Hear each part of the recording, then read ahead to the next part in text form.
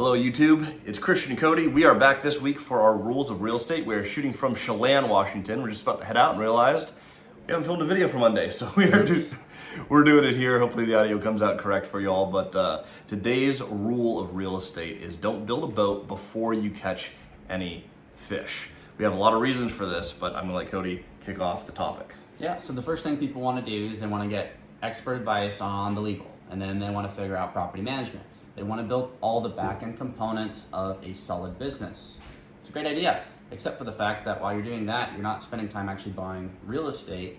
And the quickest way to buy real estate, we've talked about this in the past, is to go out and buy a piece of real estate. And then we follow our best practices, make sure it cash flows. But if you spend all your time on systems, you're not going to have anything to systematize. So go out, buy a piece of real estate. It may not be making the best return right now. Maybe you're making 3-4% Seattle, maybe you're making 20% in the Midwest.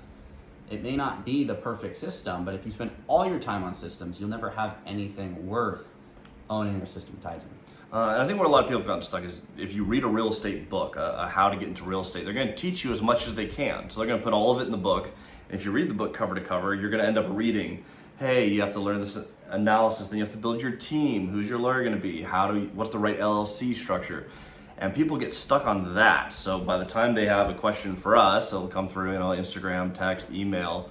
The questions for us look a lot like, well, what is the right legal structure? Can you help me analyze this exact deal? What return am I targeting in my market? You're getting too far ahead of yourself. Your first goal is choose where you want to buy and then buy something. Cody bought a 12-plex first, which is a big start. And it's repeatable. You can totally do a 12-plex. I've seen people do that multiple times. They've done bigger, smaller. The size of the deal is not the important piece. It's go out and how do we buy it? How do we never lose it? That's it. Exactly. And I started with a duplex, and that was right for me, and I learned a lot there, and it took me, 3 transactions, and I scaled up to a 38-plex. So where you start and how you start is less important than actually starting.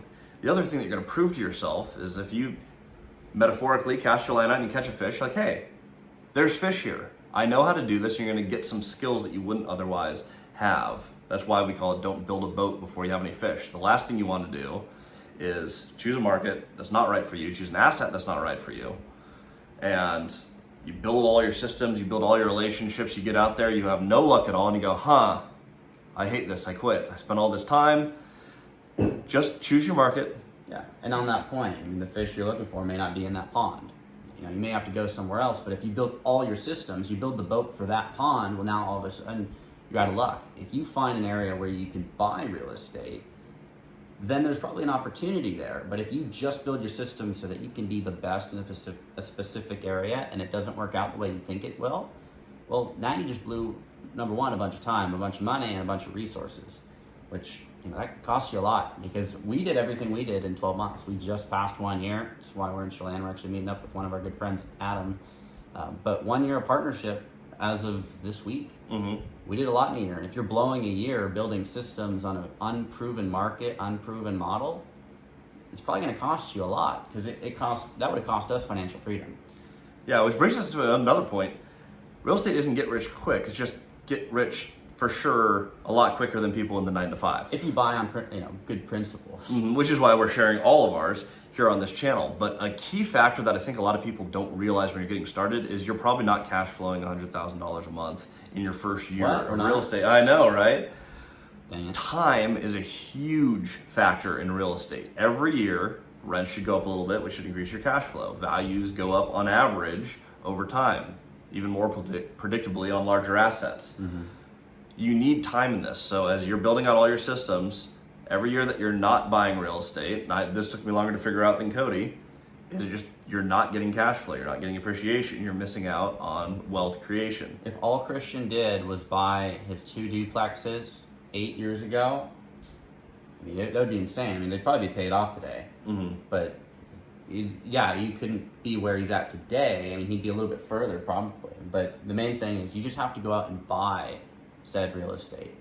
Don't build a boat to go somewhere if you don't know where you're going. Just buy something and build the boat around you. Yeah. This is a pretty short rule for us, but I don't have anything additional to share on this. This is just a really important point. We'll keep it short and sweet. Cody, do you have anything to add before we peace for the weekend and head back home? No, keep it simple. go buy some real estate and then build a boat around you so you can go buy even more real estate. Perfect. Like, subscribe, and we'll see you soon.